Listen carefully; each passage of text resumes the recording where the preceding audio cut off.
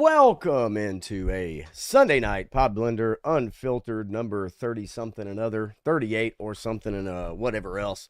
Sorry I had the stream set up for Tuesday, seeing that I do one with Matthew and my cousin and whatever. Sometimes I kind of get a little confused, but every Sunday, that's the goal anyway. There we go, Otis.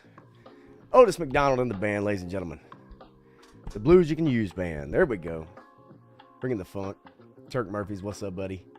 Good to see you, man. We'll see how people filter in to the Unfiltered show. It is a Sunday night. I hope you guys had a wonderful Mother's Day with your mothers and other mothers, stepmothers, and all. It's been a pretty busy, hectic day for myself, to say the least, but hopefully for y'all, not too bad. But I got to spend some time with my mom, cook some steaks, went to a little mall out in Tennessee and hung out, and had a good time searching for some stuff. She's about to go on a trip with my sister to overseas, to Italy and Switzerland and stuff, man. So it's going to be very cool for them. One day I'd love to go overseas just to see what the other half lives like, and what they think of us over here and how crazy we are with our identity politics and propping our politicians up as celebrities and all that kind of stuff. I know they have a completely different take on all of that. I really do, from the people that I've met, because I do work in a somewhat tourist industry, and I get to talk to people from all over the world. So that's just how it is. But anyway, so as we ease on into it, I had to save a few stories kind of late. Got a few things to talk about. May not be quite as long a stream. I've got some work to do for my May Power of the Force video. I did not get to film with my son, unfortunately, is what I really wanted to do, and that got cut short today. And I apologize. I am looking at my phone. That is a terrible thing to do, and so I want to give you my undivided attention, but there is something I must do really quickly. All right. So anyway, so I got a few stories to cover with you guys. Those of you that join me on Sunday nights, I really appreciate it. Always much appreciated. The videos have, the streams have actually gotten more views, about like 30 more views a week in the last 2 or 3 weeks. I don't know if that's people trying to catch me saying something that they're angry about, or if that's just, people that are interested. Maybe the algorithm is pushing that out to some people, recommending here or there. I know I don't do a good job of that myself with not making short form content and all that stuff. So any help I can get is always appreciated, as in the like button, comments on the stream afterwards, replay. Man, people have been checking in on the replay and leaving comments, and that's been great. So it's always appreciated. And anybody that wants to hang out with me for a little while and listen to me rant and ramble and talk about TV shows and politics and stuff, man, it's always appreciated. And whether you agree or I agree or not, it doesn't mean we can't talk about stuff. It doesn't mean we can't bring these subjects up. It doesn't mean I can't have my opinions on them. And you likewise. And I will always, in the chat, try to stay engaged, as I'm doing it all by myself, which can be like landing planes sometimes. And hopefully landing planes is a good thing in the next couple days. But anyway, before I get into Andor, before I get into some other stories I want to bring up, there's a big statue that's been erected in New York that's kind of goofy and silly. And I wanted to cover how the different media sites cover this story. I think that's important for us to understand. Whatever you feel about this statue, which I think personally is, I use this term a lot, I think it's goofy. I don't know what the purpose was, but we'll get into that. I did want to touch up a little bit on Hollywood and the very improportional or unproportional, disproportionate number of non-binary and trans kids that are of Hollywood stars. Not making I'm not making a statement on that per se. I just think it's interesting that out of a certain small sect of the country, there's a huge portion of children from Hollywood stars, and seems to be very promoted and encouraged. Not to say that that's bad or good or whatever. It's just an interesting story that I found is worthy of talking about. Disney, Bob Iger blaming Disney for the Disney movie problems, the Marvel Cinematic Universe in trouble. We're going to go over that a little bit too. So I got a few things to go with tonight. And one great video that my cousin always sends me, which is the Snow White memes. I can't get enough of them. I think they're unbelievably fantastic. So, but to get into it, what's up, chat, you guys? And again, sorry if I labeled the stream as Tuesday. It's kind of weird. I just noticed it probably 10 minutes before I went live and didn't realize that. So my apologies for that mistake, because I have to do another one Tuesday for me and Matthew. But I told Matthew if he wanted to jump in tonight, if he had time to talk about Andor, he's more than welcome. I did mention Turk Murphy's Toy Solutions in here earlier. Turk, love it, man. As always, 3-star draw is up in the house as well. Probably just got done, or maybe Punk's still going on with the founder of Joe Fest and the guy that keeps that festival going, that con going, so to speak. I know he was on tonight, and I'll have to go back and listen to that because I didn't have time to really jump into it. And yes, 3-star, they do think we're a bunch of fucking idiots overseas. They absolutely do. I've had many conversations with people that are visiting over here, and I always like to bring that up with them, you know, just culturally. And it's just off the top, just, hey, so, you know, what do you guys view, you know, Trump? How do you guys view celebrity? Like, you know, and I get some very honest opinions, and I appreciate that. I really do. And it's always interesting, and it's always the same, which is exactly what you just said, 3-star. They think we're a bunch of fucking idiots over here. They really do. The things we place importance on and stuff like that, they don't fully grasp. But it's a different way of life. That's for sure. And yeah, up to 156. As far as the subs are concerned, you know, I don't know, and I don't keep up with it per se. But as far as the view count on the streams, they've gone up a little bit. Hey, awesome. Joe Fan 84 in the house. What's up, buddy? Always good to see you, my friend. Hope the back's good. Hope the back is good. Since I'm with my mom right now, might get on later, but if not, I'll catch you later. Hey, it's all good. You do you, man. You do you, my friend. I just appreciate you jumping in and saying, hey, what's up, man? That's cool with me. You pop in, pop out, do what you do. That's what I encourage everybody to do. If there are multiple streams going on, we're all creatures of it. We do it. We bounce in and out. Topic you don't like, you leave, you come back, see what's up for a little bit. You're not going to retain somebody forever. And if you do, that's a fortunate thing. That's for sure. 3-star still waiting on that.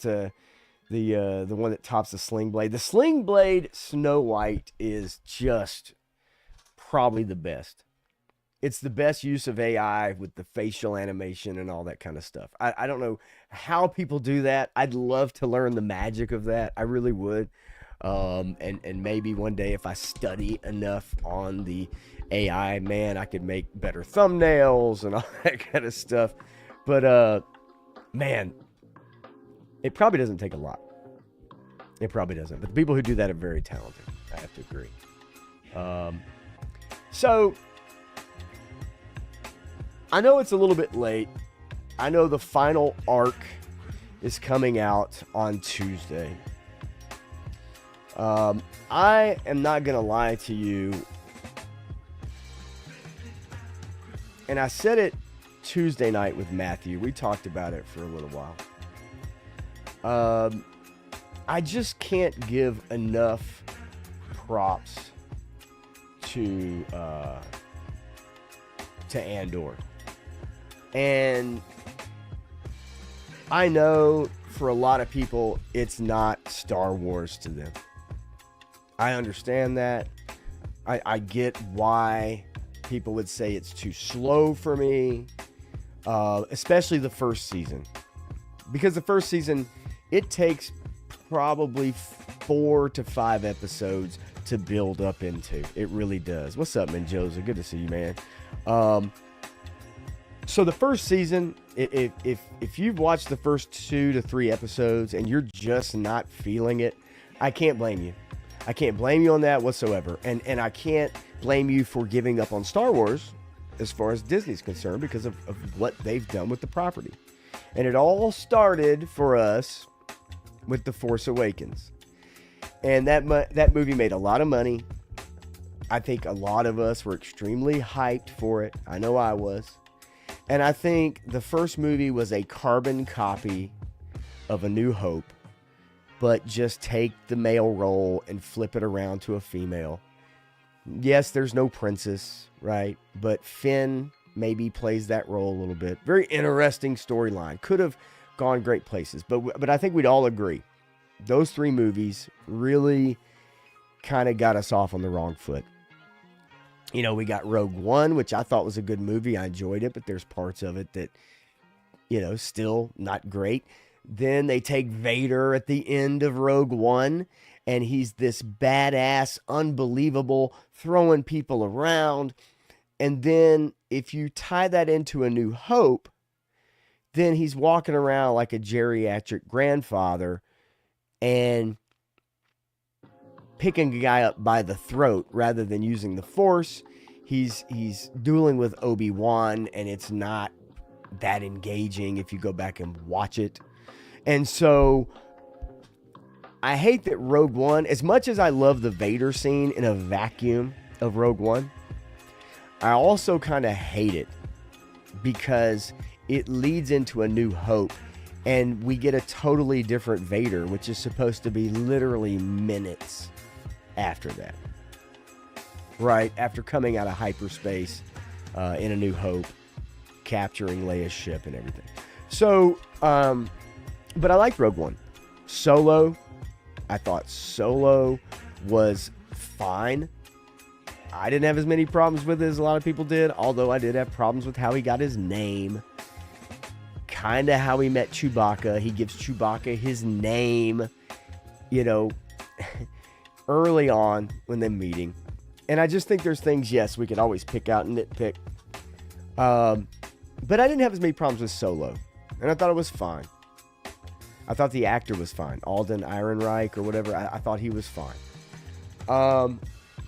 But as we got into Disney Plus and the Disney Plus era, that's where things started falling apart. Mando Season 1 launched off Disney Plus. Everybody loved Mando Season 1, although I think there are some issues in Mando Season 1. Mando Season 2, I think most people loved. They especially loved the last episode where Luke comes in, you know, and fights off the droids, right? The battle droids or whatever. And he you know, rescues Grogu, Baby Yoda. And a lot of people really loved that scene. I loved that scene. I thought it was fantastic. But from there, as we got Book of Boba Fett, as we got the Obi-Wan show, as we got some episodes out of the final season of Clone Wars, which deviated and focused on 2 sisters and their journey within, like, none of that didn't fit at all. And so, Steve Chewbacca. Yeah, Steve Chewbacca, right?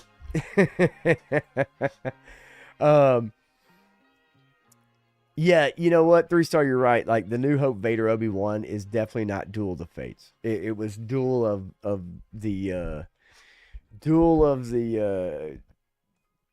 osteoarthritis pills. That's probably what it was more of. Yes, then we got The Power of Many and The Acolyte. And so all of these shows really soured us. And it's been since 2019 that we've had a new Star Wars movie. We haven't gotten one. So it's only been Disney Plus shows. Some of those shows got a lot of money. Some of those shows you could tell, like Obi-Wan, that didn't get a lot of money, which amazes me that Obi-Wan didn't have close to the budget that The Acolyte got. And there's scenes in Obi-Wan that actually look really good. But for what they had to shoot and film, you know, they didn't get close to the budget. Johnny Reno's in the house. Cheers to you, my friend. Yellow Red Bull. Although I did have a couple shots earlier. So Obi-Wan didn't get close to the budget that the Acolyte got. The Ahsoka show, right? Like, there were serious problems with that. They turned Thrawn into a joke of a character, and he should be one of the most intimidating and best characters in the Star Wars universe. You have Palpatine, Vader, and Thrawn. If you want to put Maul in there, you can. They've extended his lifespan, that's for sure. Dave Filoni made sure of that. But I'm saying all this to bring you to Andor. And Andor, written, directed by the person who did Rogue One, is a very deliberate take on the rebellion. A very deliberate take on the rebellion. It is a slow burn, as people want to call it. I don't call anything with fantastic writing and character building and world building a slow burn. And you and I may disagree on the pacing or how interesting Andor is. I think the lead character is one of the least interesting people out of the entire Star Wars universe as far as an actor playing the part. I think the character of Cassian Andor is a fantastic character with a breadth of depth and like storytelling. But unfortunately, the actor they chose for Rogue One, they're locked into for this series. He's not the most charismatic person. And I would not argue that. I would argue that Dengar actually is a charismatic person, actually. And if I remember correctly, in Star Wars Legends, which used to be canon, Boba Fett did the ceremony for Dengar's wedding. Look it up. So, Andor Season 1, extremely slow burn. Andy Serkis plays a prison inmate that Cassian gets locked up with. And that is a fantastic arc in Season 1. If you're having a hard time getting through Season 1, get to the prison arc. The prison arc will make you a believer.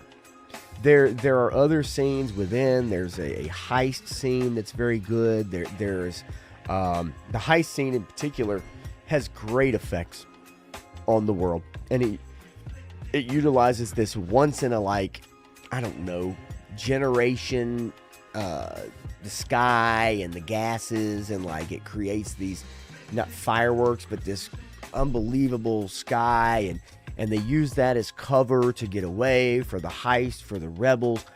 Then you have the character of Luthen, and as I scroll down, like as I go through the characters, okay, Stellan Skarsgård is unbelievable. And I didn't realize this until just the other day.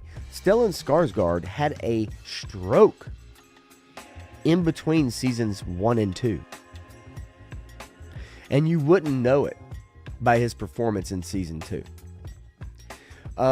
His assistant Clea, right here, Elizabeth Dulau, is fantastic. These two are on Coruscant. They are playing it so close, but yet they are fostering a rebellion.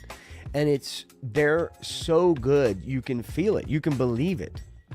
Like they're at a moment's notice, things could go wrong. Stellan, his character Luthen Rial is he's an arts dealer. It's a great cover. He plays a gay man. It's obvious he's flamboyant, and he's, that's the way he plays it. And so that's a perfect cover for him. And yeah, there's a million Skarsgårds 3-star, right? Yeah, they are. Well, they multiplied like rabbits back in probably the 70s and 80s, if I had to guess, right? Like, so, but he's the daddy of them all, right? And he's so good. He is so good as this character who basically is the rebellion in season 1. Into season 2, he is the rebellion. His character is trying to find a way to foster this rebellion so that his whole role is redundant. That if he dies tomorrow, this rebellion can carry on. And it's so believable. It's so good. Denise Gal, who plays Daedra Miro as the ISB agent, she is cold, manipulating, calculative, heartless, and yet as you watch her character, there are moments of compassion, or there's moments of like reflection. There's moments of being scared. And in season 1, it culminates in that, in her character, and also her character being saved by let's see, as I get down to it, I want to get to this guy, Kyle Soller. This guy plays a salt of the earth cop who's just out to do good. He wants to do good. He wants to catch a bad guy who is Cassian, who has murdered someone. And he gets used by the Empire because he is just a regular guy in the inner workings of the Empire. And he's like everybody else. He wants to get promoted. He wants to do a good job. He wants to show his superiors that he's worth it. He's also ambitious. He wants to move up in life. He has a mother who's extremely overbearing and thinks he's a piece of shit, that he's not worth anything. But she's one of the best characters in the show too. But nonetheless, you have all these characters who make up this wonderful world and script that's been made.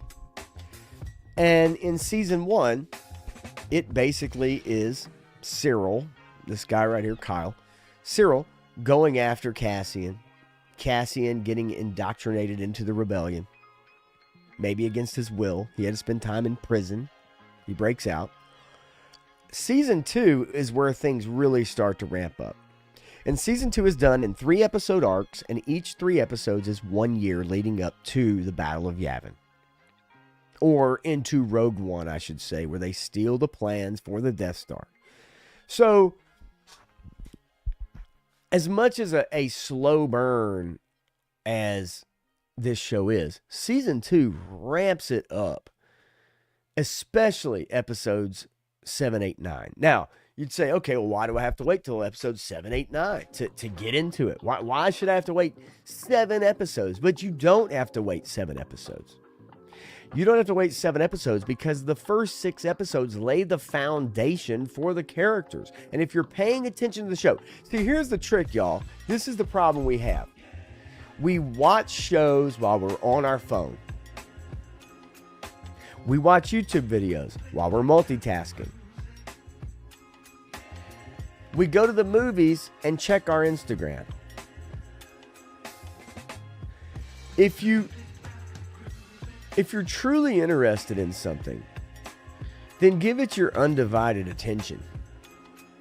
If you're truly interested in a show, if you're into The Last of Us, which I'll get into maybe in a little bit, then give it your undivided attention. But don't be scrolling through Instagram, shopping for toys, checking Facebook, watching a YouTube video while you're watching a show on HBO or Disney Plus or whatever. Give it your undivided attention then. Because if you're interested in it, then it at least deserves your undivided attention. And then if you determine at that point, you know what, it's going to be my second screen show, fine. I've said to many people at work, they ask you, like, I every now and then they'll ask or say, what do you got to do? I got to do a stream tonight. Oh, you got to do a stream? What are you doing? Well, it's a pop culture thing. I talk about pop culture and movies and TV shows and stuff like that. Oh, well, cool, man. What's the name of your channel? Okay, I'll tell them the name of my channel. And usually I preface it by saying, hey, man, look, put me on the second screen. Right? Because I don't do 8 to 10 minute videos. I do a stream. It's 3 hours long, 2 hours long. Put me on the second screen. Give me a view, whatever. If you hear something you like, great. I do that. I preface that because I know I'm not all in. I'm not putting in millions of dollars. I'm not making a TV show. But if there's something that you like, and if you like what I do, and you don't want to put me on the second screen, you'd rather put me on the TV or put me on your laptop or put me on your phone while you're just chilling, laying in bed, that's awesome. And I appreciate that. But I also know That's how we consume things these days. We consume things by putting it on the second screen or putting it on our phone while we watch a TV show or we scroll through YouTube or we shop for toys or we shop on Amazon and you got something in the background. I'm guilty as well. Totally guilty as well. And Menjoza says that's unfair to assume that we who have tried it have not done just that. I gave it a fair shot and found Andor lacking. But see, Menjoza, I'm not assuming that you've done that. What I'm saying is many of us are guilty of that. I'm not saying everyone has done that by any means. But what I'm saying is that you would have to agree most of us are guilty of kind of multitasking while we're kind of halfway paying attention to stuff. I'm not saying you haven't given Andor a full chance by all means. But just having conversations with people, seeing how things are talked about, looking at chats and stuff like that, you can kind of gather information and tell that, you know, if there's, okay, and for instance, there's a lot of stuff going around over the last 6 episodes of Andor where people were completely misconstruing conversations and actions that were happening.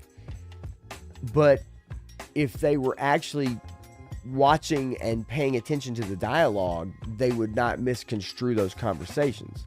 And I'm not talking about something that's just like one word or one sentence that's kind of easily missed. It's like an entire conversation between a couple characters. You know what I mean? And so people are taking like Cyril's character and they're like, oh, he's obviously working for the Empire at this point, and he's, you know, but in actuality he's not. He broke up with his girlfriend. He is working with the Resistance from the Gorman planet.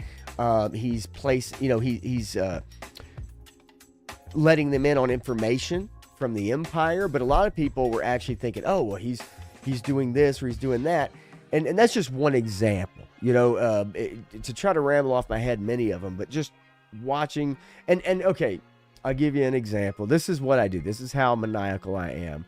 And I mean, just says, yeah, I agree. If you want to watch something, you need to watch it and digest it properly.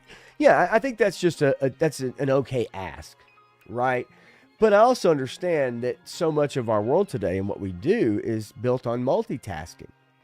And so, you know, we do watch shows and we kind of pay attention, but we have other stuff going on. And that's just a byproduct of the world we live in now, right? It's different. And so I wasn't singling you out necessarily or saying just people just don't give it a chance. I'm saying that it's very easy to see how people could just kind of have it on. If there's action, there's like, oh, there's action. But to watch all of the dialogue, bring in all of the dialogue, and understand that story beat, you know, minute to minute, is a big ask of people these days. It really is. But what I was going to say is that yesterday I listened to a 5-hour breakdown of Andor episode 1 through 3 of season 2. And today I listened to a breakdown of Andor season 2 episodes 4 through 6. It's a show called EFAP. It's on YouTube. If you've ever heard of the creator called Mauler, he has some big, huge videos out there. This is his channel.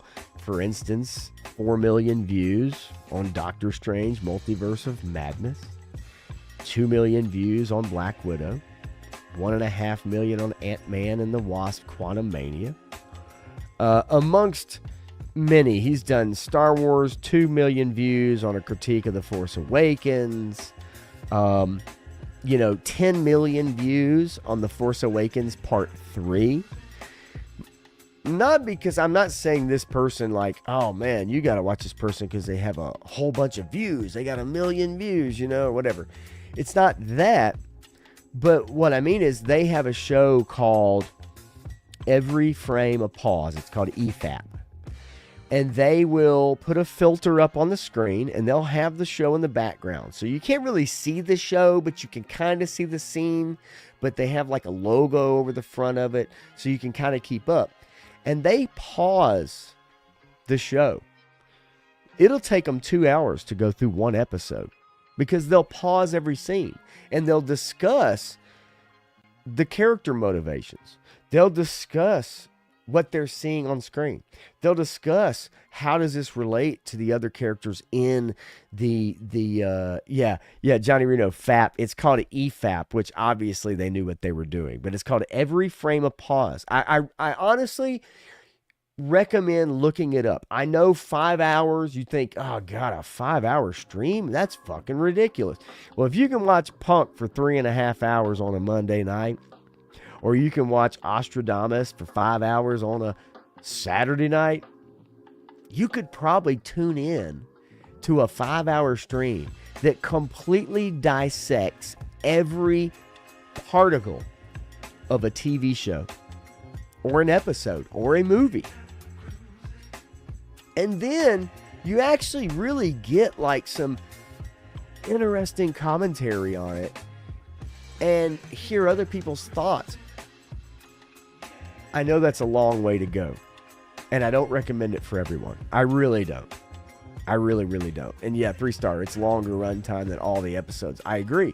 But my point is like so often, you know, and I'm included in this, we get caught up in, you know, here's my opinion and diarrhea of the mouth, and it's, God, you got to go see it. It's really, really good, and blah, blah, blah, blah, blah, right? You're talking about 5 solid hours or more, or a little less, of digesting every scene, sometimes taking a conversation and really poring over that conversation for 40 minutes to understand what is the director trying to get across here? What are the actors? What are they trying to portray in this scene? And I know it sounds daunting, but it's so engrossing because the people that are talking about it are very good film critics, or they're very good show critics. They know what they're talking about. And they're not afraid to call stuff out. And at the same time, they're not afraid to say when something's great. And so yes, I have in the last 2 days, basically, had one earbud in listening to a 5-hour breakdown of the first 3 episodes of Andor. And then today, another 5-hour breakdown of the next 3 episodes of Andor season 2. Even though I've already watched them, but I love having the context.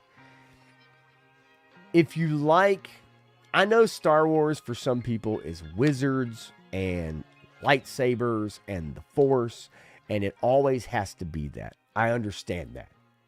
But there's such a world, there's such a huge world out there to explore, and it bears exploring, you know, and not every show has to be for kids. Not every show has to be for adults. Not every show has to be a mix of both. There's one thing about this arc that I was thinking about. You did see my laser sword.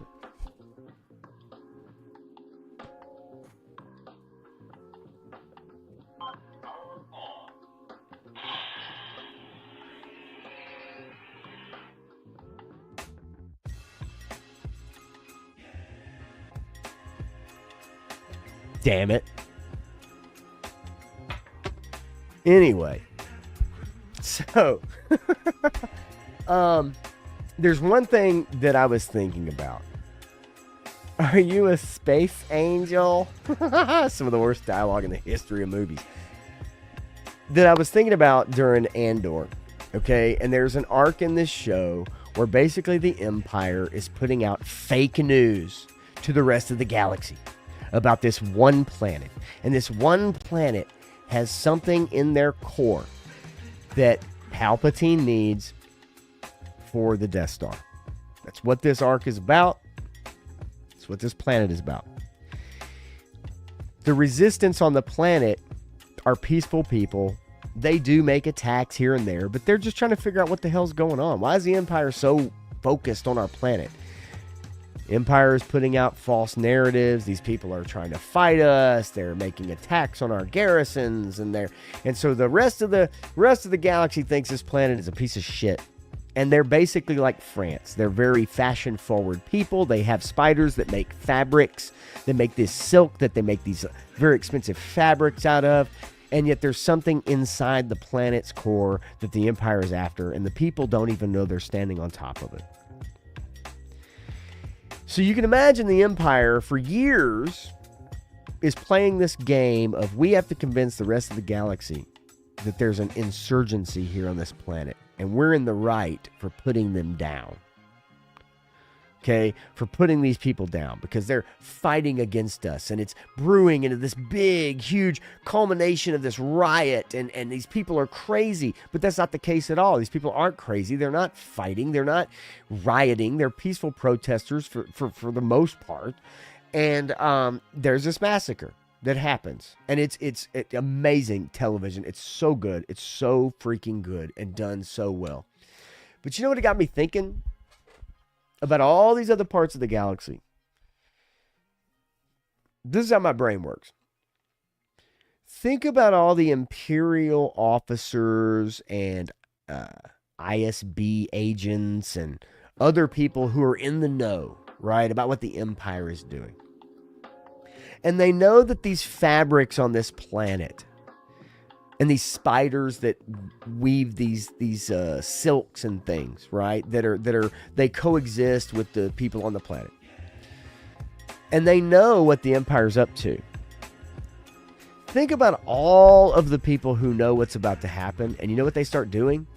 They start collecting.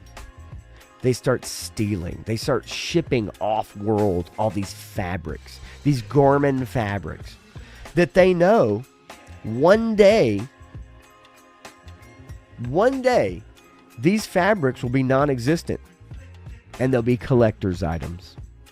They'll be some of the finest fabrics in the entire galaxy, clothing, hats, whatever you want to call it.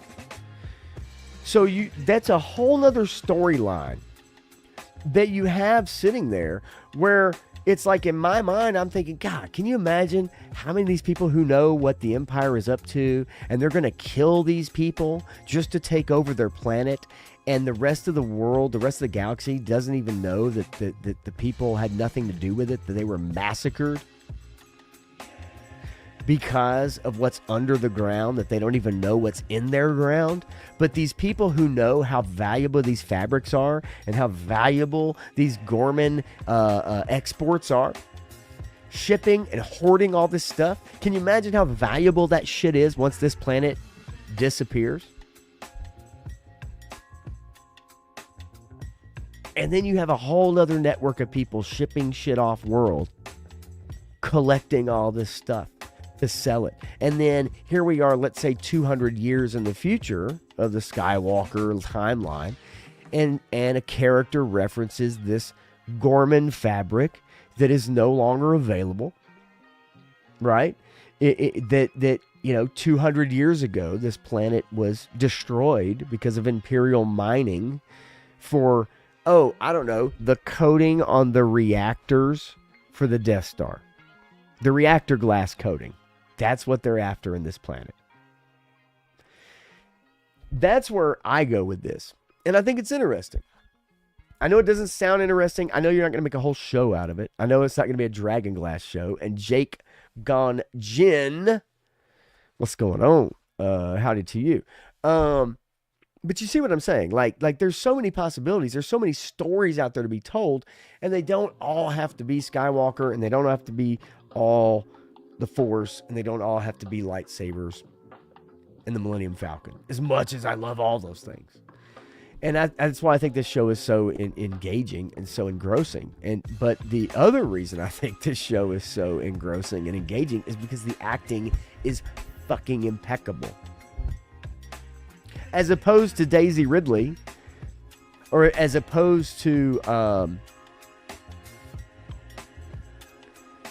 Finn's character in The Last Jedi, or Rise of Skywalker, or The Rise of Palpatine, as opposed to Poe Dameron or anybody else that we've seen.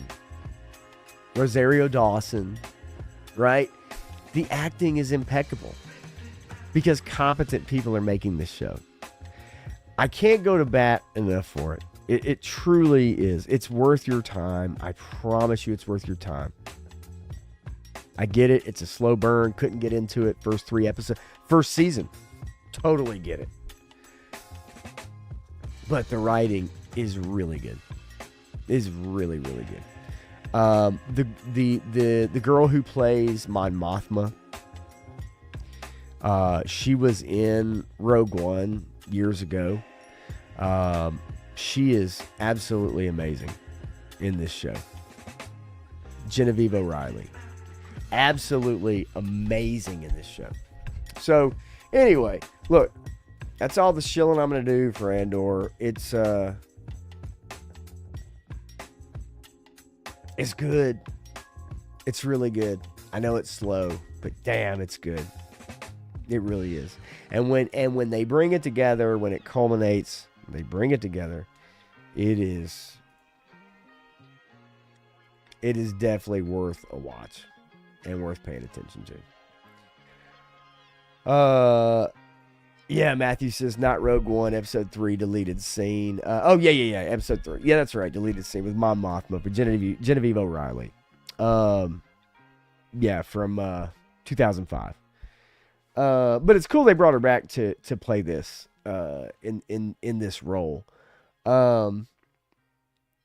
All those years. And her speech that she does in the Senate denouncing Palpatine is fantastic. If you watch the behind the scenes, she learned the whole speech. I mean, they chopped it up, cut it, whatever, here and there, but she actually learned the whole speech and recited the entire speech. And I thought that was very cool. Very cool of her. Jake Godjin says, Andor reminded me of Rock and Roll High School. Wow. Perfect portrayal of a totalitarian regime. Yeah, it gives you insight into, like, the Empire is a totalitarian, authoritative regime. And you see how people can be beaten down by that. You see how there's good people in the world who think they're doing good.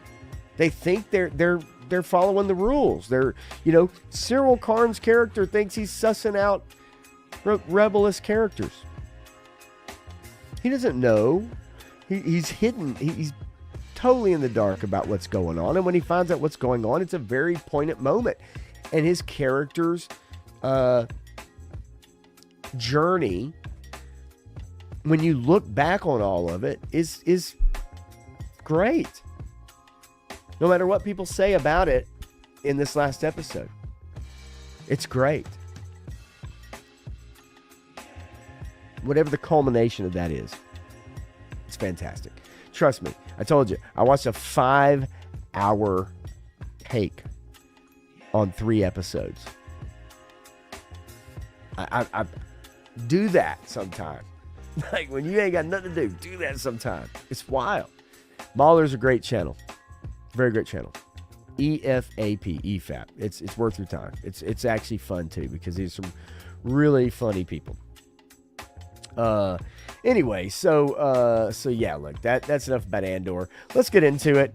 I want to cover how the news media is covering this giant statue of an angry black woman dropped into Times Square.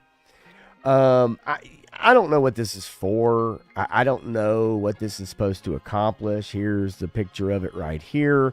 But I wanted to cover how the media is covering this story. Whatever my feelings about it are, you probably already know. I don't have to walk you through it. I think it's just goofy. I don't know what this is supposed to represent. What does this represent? It says features a woman standing with her hands on her hips, dressed in a t-shirt and pants as she gazes out into the open space. Okay. Fine. I mean, I don't know what we're supposed to gather from this statue. If this means something to you, please let me know. It says the statue is a part of a series called Grounded in the Stars by a British figurative artist Thomas J. Price in an attempt to help deconstruct preconceived notions of people's identities while also emphasizing how black individuals can claim their space freely on their own terms. If that sounds like a bunch of gobbledygook to you, it damn sure was to me as I read it. So I'm going to read it again.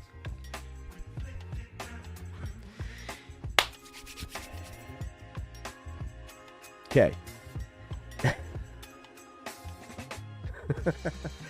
It's an attempt to help deconstruct preconceived notions of people's identities, while also emphasizing how black individuals can claim their space freely on their own terms. Now, I don't know about you, but when I go out in public, I don't ever think I have a black, white, Asian, Latino, Native American person claiming their space freely. Not sure what that means exactly. But this is a quote from the person who made the statue. It says, "I hope Grounded in Stars will instigate meaningful connections and bind intimate emotional states that allow for deeper reflection around the human condition and greater cultural diversity." So here's my message to the creator. You're behind the times, bro. All of us out here in the real world that live and work in the normal world, that interact with black, Asian, Latino people, Native Americans, whomever, we know what cultural diversity is. We live in it.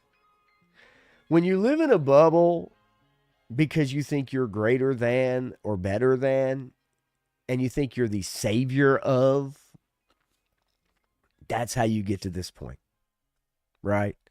That's how you get to this point. You get to the point that you feel you're the savior of people that you are not like. Usually it's a white person feels they're the savior of black people, as we see it so often. And it's the ignorance and the bigotry of low expectations. To actually think that a statue like this would not create conversation amongst normal, regular folk, as in, what the hell is this? And then frame it as I'm trying to make people understand greater cultural diversity. We already understand cultural diversity. You know, we conquered that shit in the 90s. Right? We beat that shit in the 2000s. And yet still there's people who don't want to claim that. I'm not saying there's still not racism. We know that. But let's not kid ourselves. This is I don't even know what this is. I mean, fine. Right? Fine. I am okay. It doesn't matter to me. But honestly, what if this sentence right here said, while also emphasizing how white individuals can claim their space freely? Or Latino individuals can claim their space freely on their own terms. Or Asian people can claim their space freely. Do you see what I'm saying? Like, we could continue, we could go on and on. We could put any race and gender or whatever we want. But no one's going to look at this statue. Okay, let me take that back. I'm not saying no one. Because we all know there are people who are going to look at this and they're going to wash its feet. But most people you and I know, because we're everyday people, they look at this and they roll their eyes and they shrug their shoulders and they're like, here we go again. And as Jake Ganjin says, it's virtue signaling at its peak. It is. And it's like, when are we going to get past this moment in time where we Sexuality, who you sleep with, is the most important character trait that you have. When are we going to get past this time where what gender you are is your most important character trait? When are we going to get past this time where we feel like we have to be the saviors of the downtrodden and underrepresented, right? Because a lot of time it's overrepresented. It's so I saw this story, but here's the thing: we're gonna go through a couple other of these news organizations and how they cover this story, because I just want to show you, depending on what article you click on, is how that's going to give you your information, right? And Johnny Reno, at least pigeons have a new place to shit all over, and that really, truthfully, it doesn't matter who this statue is of. That's for sure 100%. 3-star says represents her about to be beating some ass if them children's ain't back here before them streetlights come on. That's how it used to be. That's how it still is in some communities, right? That's how it is in some communities still. But not as much anymore. Parents are scared to death to discipline their children. That's for sure. Okay, so this was let's see here. This was Yahoo. Giant statue of a black woman just dropped in Times Square, and people are having a complete meltdown over the alleged stereotypes it perpetrates. Well, but that's because it does. 100% it does. That's what it does. It perpetrates stereotypes. So let's go to The Root. We'll go to The Root. Okay. This is The Root. And they say, wait, let's see. Here we go. There we go. The Root. A 12-foot bronze statue of a black woman pops up in Times Square, and MAGA is absolutely losing it. Full-blown meltdown with her hands on her hips. Plus-size black woman.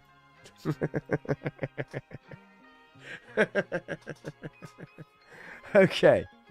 All right. So, this is The Root. I don't know about The Root. I don't know much about The Root, okay? All right, so let's see. Let's go back to, okay, all right. Here we go. All right, this is called ArtNet. Monumental sculpture of a black woman in Times Square sparks debate. Thomas J. Price's sculpture shows an everyday woman in everyday clothes, but the unidealized black figure isn't being universally hailed. Do you want to know who's making the most jokes about this statue? Do you guys want to take one guess? One guess as to what race is making the most jokes about this statue? And I can't wait to talk about it with people at my work and people that come in. I can't wait to ask them. But I'm gonna tell you, I would be willing to bet black people are the ones making the most jokes about this statue. The ability to laugh at oneself is such a crucial thing to have. And I can guarantee you, when I go to work tomorrow and Tuesday and I talk about it, I know I'm going to hear it. I know I'm going to hear it. I can only imagine what normal, everyday, hardworking fucking people think about shit like this. Seriously. Like, this is supposed to represent them. Because it's somebody else's idea of what represents them, right? All right. Let's see what... okay. All right. This is a site called The Griot. A 12-foot black woman now stands tall in Times Square, and some folks are big mad about it. It's a terrible statue. It's what the fuck? Like, come on, man. Joe Fan ordered his shirt for Joe Fest, Hawaiian style with Joe characters all over it. I even have a Joe Fan 84 on it too. Can't wait to get it. Joe Fan, hold your horses for Wednesday night. Seven's Wild. Hold your horses on ordering those shirts. That's all I'm going to say. Hold your horses. 3-star draw, and I have a reveal on Wednesday night. Bobby Wolf says, it almost looks like the lady who lost her house in the flood, and all she had to do was grab her dog and the two Tino's pizzas. Oh, no. Oh, no. Joe Fan says, we need a big statue of a middle-aged man with action figures everywhere to represent us. Exactly. See, right? So you're understanding my point, Joe Fan. Right? Do you get it? Now, look, I joke around. Right. And you guys know I do. And yes, I have strong opinions. And if you don't like those opinions, I understand why. I do have strong opinions, but I always felt like if you don't have a strong opinion, then why have an opinion at all? And if you don't agree with it, that's okay. But you hit it, Joe Fan, on the head. So then now, where's all of the statues for us to represent? Where can we all claim our space? Me as a almost 50-year-old white guy with a beer belly and balding, where can I claim my space? Now, yes, there's going to be people that tell you, well, you've claimed your space all over the country. You got all the buildings. You own all the apartment complexes. You're on Wall Street. No, I'm not. I'm not on Wall Street. I don't own apartment complexes. I don't own properties. I don't have millions. And when people make claims like that, you must understand, right? Like the population percentages that we're dealing with, folks, and why those things would be the way they are just based off of percentages alone. But I don't own properties. I don't. But when people tell me, "Oh, you're what's wrong with this country," well, how am I what's wrong with this country? Like, I haven't done shit. I ain't made shit. You know? Yeah, middle-aged man with 2 divorces. 2 divorces. Been through the ringer. Gets to see their kid 4 days a month. Yeah. Get that fucking statue, right, bro? Yeah, I'm with you there. Trust me. I don't understand that shit. So let's go through one more. Okay, so Fox News. Here we go. Fox News. Everybody hates Fox News. Some people love Fox News, right? Let's go through Fox News. Let's see what Fox News has to say about it. Because I am curious. And I don't watch Fox News all day. I don't even watch Fox News at all. And I damn sure don't go to their website. But they do have some of the funniest late night TV on TV. That's for sure. Okay, David Marcus, Fox News, says New York's new statue takes wokeness to unprecedented heights. Well, how could we not guess that headline, right? But it's the only one we've seen yet that doesn't say people are big mad, right? It says, why not a statue in Times Square of an existing black woman like Condoleezza Rice or Simone Biles, whose accomplishments warrant celebration? So that's a decent take. This is a VIP, this opinion piece. I can't read their whole piece, but you get what I'm saying, right? Like look, again, Fox News, I know they're slant, but at the same time, it's a valid question. Instead, we just get this 12-foot statue of an angry 260-pound black woman in jeans and a t-shirt. And that's great. But and people would say, well, that speaks to a lot of folks. Well, maybe it does, but I think most people understand the pretentiousness of a statue in the first place. Can we all agree on that? Just the pretentiousness of a statue in the first place. If it is not a historical figure, a monumental figure in the history of this country of some shape, form, or fashion, most people don't care. They're not going to flock to Times Square to see a statue of Shaniqua. They're just not. It's the truth. Like, I'm sorry.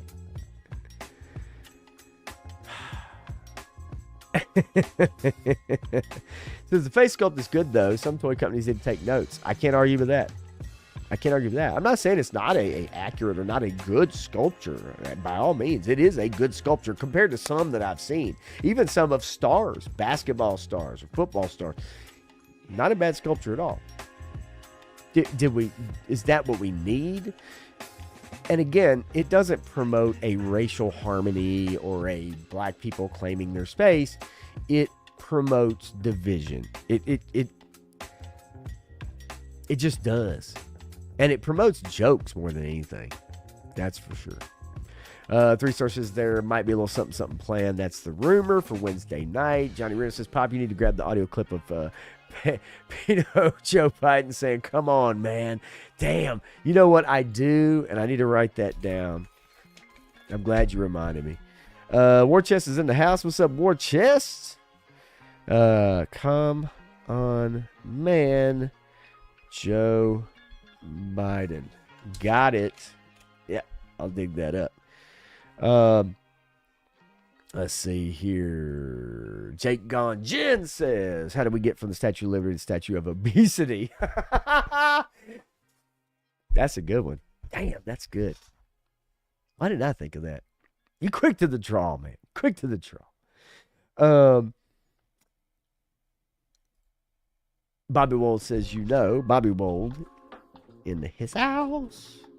Been in his house. At this point, I'm surprised they haven't copied Family Guy. You know, the one with the Washington Monument and then the Obama monument being twice the size. Yes, that is fantastic. And you know what else is great about that, Bobby? It's a fucking joke. Like, it's a joke. But this statue is not a joke. This statue, and of course, nobody's going to put a joke statue. I get it. But, like, the best parts of talking about that statue are the jokes. Just look it up on social media. Look it up on Twitter or Instagram. And just read the comments. I mean, that's gold alone in itself. I'm not part of the Illuminati. I am not. Gunslinging Cowboys to Man Buns, Joe fan, I gotta tell you, it was a concerted effort, my friend. Concerted effort to go from Gunslinging Cowboys to Man Buns. Don't think it wasn't. Don't think it wasn't. I do have a topic here in a little while. I wanted to go through the top TV moms and get y'all's opinions, but I do have a few more stories before we get there. All right. Bella Ramsey. You guys been watching The Last of Us season 2? Maybe, maybe not. Well, Bella Ramsey plays Ellie in The Last of Us season 1 and 2. She's a tough watch, I'm not going to lie. She looks nothing like the character. She looks like a potato. And she also looks like she's still a 12-year-old boy. But she says gendered award categories are important to ensure recognition for women in the industry is preserved. Now, I like her thinking. Okay. She says, I didn't find it insulting, Ramsey, who is non-binary, said of their 2023 Emmy nom for Best Actress. Okay. Gender fluid. She did an interview recently and she said, I think it's so important that recognition for women in the industry is preserved. I think the gendered categories conversation is a really interesting one. I don't have the answer, and I wish that there was something that was an easy way around it, but I think that it is really important that we have a female category and a male category. Wow. A common sense thought coming out of someone from Hollywood. Ramsey added, but then where do non-binary or gender non-conforming people fit into that? The Emmy nominee said they've literally sat and tried to think my way to the answer. of how awards categories can become more inclusive for non-binary people and haven't gotten there, throwing out the idea that actors could be grouped by their character's gender. There's a thing of like, you could do it for the character portrayed, like best performance in a female character, but then what about when there are like non-binary characters on screen, which is few and far between at the moment. But then where does a non-binary person playing a non-binary character... God, gobbly fucking goop, god damn it. But where does a non-binary person playing a goddamn computer fucking program... Like, where do they fit into? Ramsey questioned. I don't know. It's really complicated. God, Jesus Christ. I mean, what a fucking mouthful. Seriously. So now, and look, she or they or whatever the fuck has a great point. You can't diminish your traditional male-female categories. But now, are we going to get non-binary and then like different actress or actor or actee or Zers or Zing Zhang or whatever the fuck you want to call it categories? Because then, see, that's where people start to check out. Okay, understandably so. People start to check out because Alphabet Soup got that ass. Exactly. That's when people check out, because they're like, okay, then you can say what you want to be, you can call yourself whatever you want to call. I don't know, but when you start handing out awards because you don't fit this, you know what I'm saying? Then all okay. So you're gonna create a award category for like 0.001% of a population of 0.001%. That's like winning first place at the Special Olympics, in my opinion. Who are you running against? One other person? Like, I just don't understand it. Like, I don't get it. And the thing of it is, Bella Ramsey, for how terrible an actor I think she is in The Last of Us, and how whatever I think about her or they, at least Bella Ramsey has a decent or understandable opinion on this matter. What do you do with that? I can't do anything with that. And it even says right here, like, I was so stressed out about it because I didn't know and I didn't really care. Ramsey discussed the term actress versus actor, to which they said, I don't think that those words have to be taken away. No, of course. Why would they be taken away? 98% or 99% of the people use those words. And they're not bad words. They describe people. But if you try to have a category for people that don't fit into that category, that's fine. But you're only going to have like one or two. Then you're going to be nominating people who aren't good actors or actresses or whatever you want to call them, but they're up for the award, and it's like handing out participation trophies. They ain't really that good. They're not that great. They kind of suck, but they're up for a nomination, and then that person can put that shit on their resume. Nominated for non-binary category for a movie 2027. Great. It carries a lot of weight with you and I, right? It carries a lot of weight with the general public. Yeah. Actor, actors, not actress. And actually, Lunchbox is actually right with that. And you will hear actresses use the term actor, not actress. Good to see you, Lunchbox. It's fascinating to me that, you know, as much as we try to desegregate schools, desegregate populations, desegregate cities, desegregate whatever, there's people still out there that want to segregate us. They want to segregate us and break us down into categories.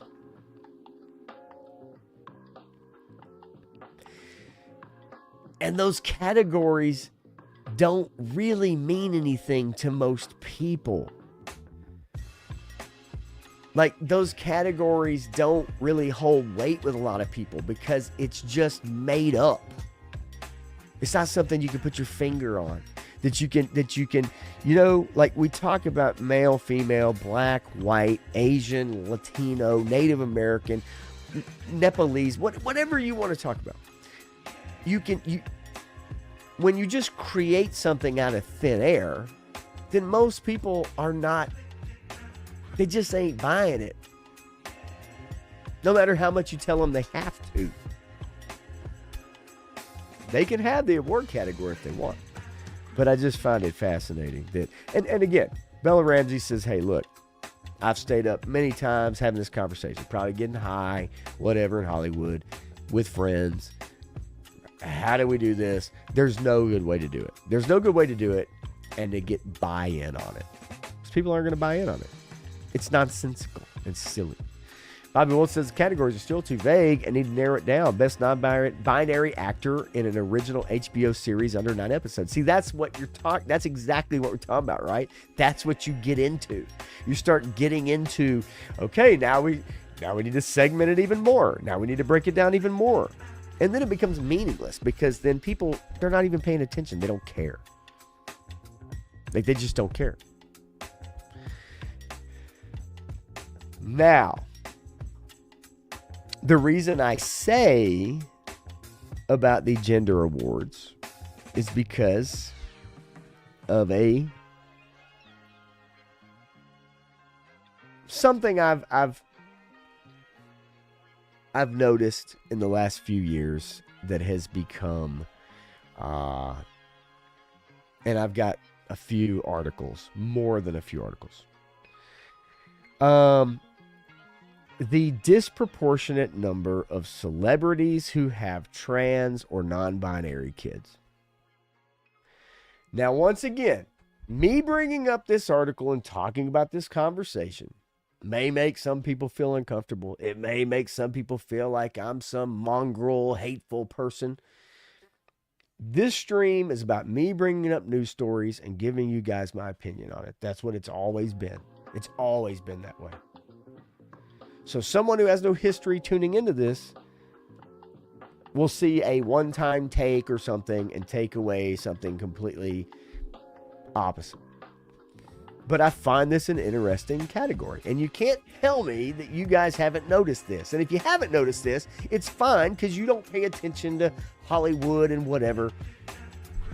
I find this fascinating because it's an extremely disproportionate number of children of celebrities, which makes you understand how insular and incestual this society in Hollywood is.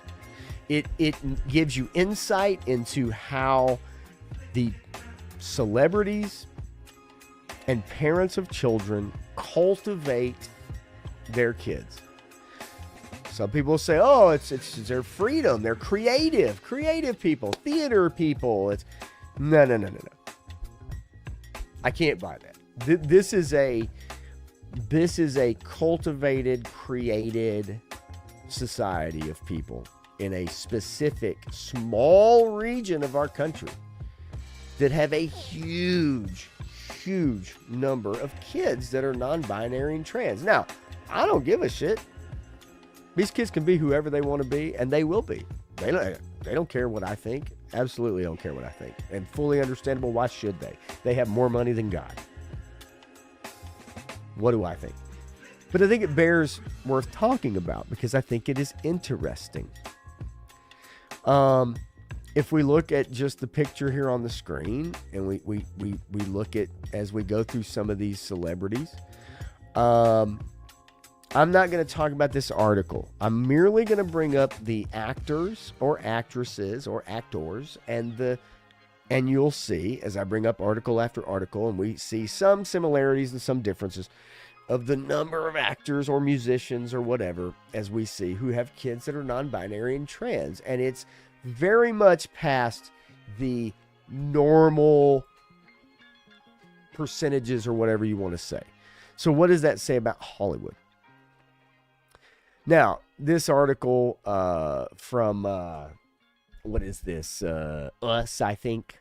Us magazine From Charlize Theron to Sade, celebrity parents are loudly supporting their trans and non-binary kids. Well, of course they are. I mean, if they weren't, then it would be a big story, no matter how they feel. Ali Sheedy. Ali Sheedy has learned a lot from her trans son, Beckett, who came out in his teens. Okay. Annette Bening and Warren Beatty. Eldest child, Stephen Ira, came out as a trans man at age 20 in 2012. Charlize Theron. 2 daughters, Jackson and August. But Jackson came out as a trans at a young age. She looked at me when she was 3 years old and said, "I am not a boy!" exclamation mark. So there you go. 3 years old. 3 years old, 3-year-old child, Charlize Theron. Not our Furiosa, but our Furiosa in the Mad Max movie. 3 years old. Said, "I am not a boy." And she took that and ran with it.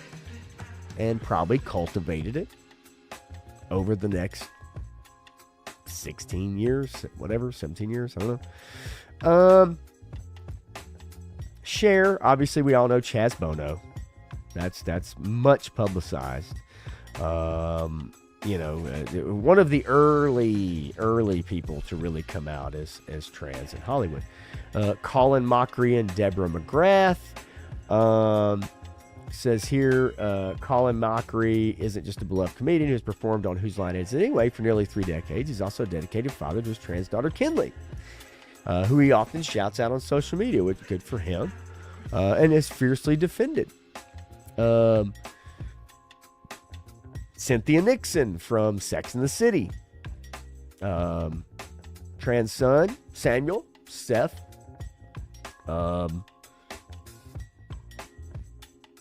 Dwayne Wade and Gabrielle Union Wade. Zaya Wade. Heather Dubrow, Real Housewives of Orange County star. Jamie Lee Curtis and Christopher Guest. Marcia Gay Harden. The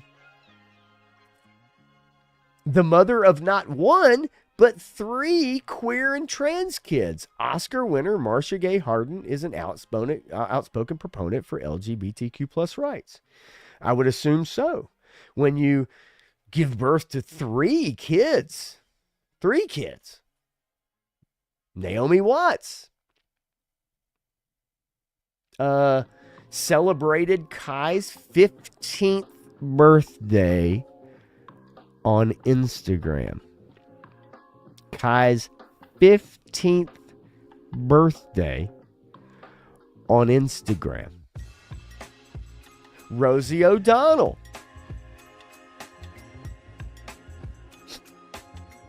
Sade. Sigourney Weaver.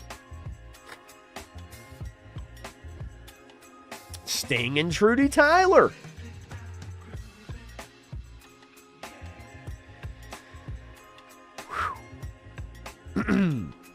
Michelle Visage.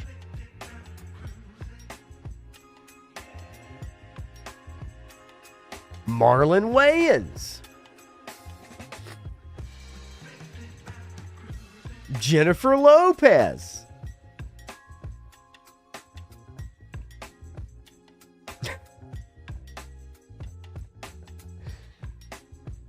Do you understand what I'm going with this? Like, do you understand? Megan Fox, 3 young sons who are all transgender and non-binary. There's the picture right there. 3 very young sons who have been forced to dress in girls' clothing. And not just in this picture, there are other pictures. Here's Charlize Theron with these very young children in tutus. Of course, she adopted little African kids or black kids or whatever. I'm sure she went overseas and then decided to craft them into her own little purse puppies because that's what these people do. Johnny Ritter says the mental illness in Hollywood can only be matched in Congress. I agree, 100%. I agree with you. 100% agree with you there. I mean, just, come on, man. Like, look at these pictures of these children. Like, that's not...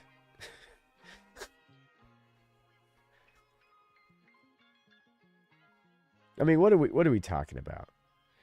So the Daily Mail, not my favorite, but also it says, why are celeb children more likely to be trans? Experts explain phenomenon that has touched the Affleck and Musk families. From Ben Affleck to Elon Musk, appears more celebrity children than ever are coming out as transgender and non-binary. Jennifer Garner and Ben Affleck child Serafina Rose appeared at their grandfather's funeral with a masculine buzz cut and black suit to announce they're now called Finn from Glee and used they/them pronouns.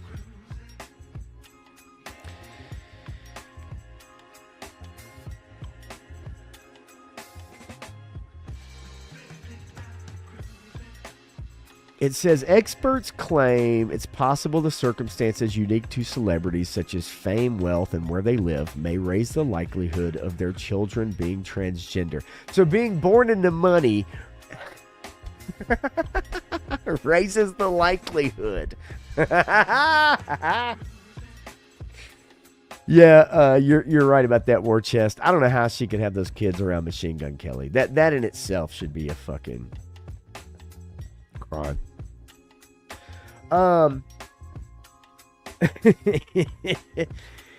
Wealth says transitioning can be expensive. Trans people altering their wardrobe, lifestyle, and often for surgeries. Breast removal, top surgery costing $14,000 to $17,000, while genital surgery can cost north of $300,000, which most people can't do.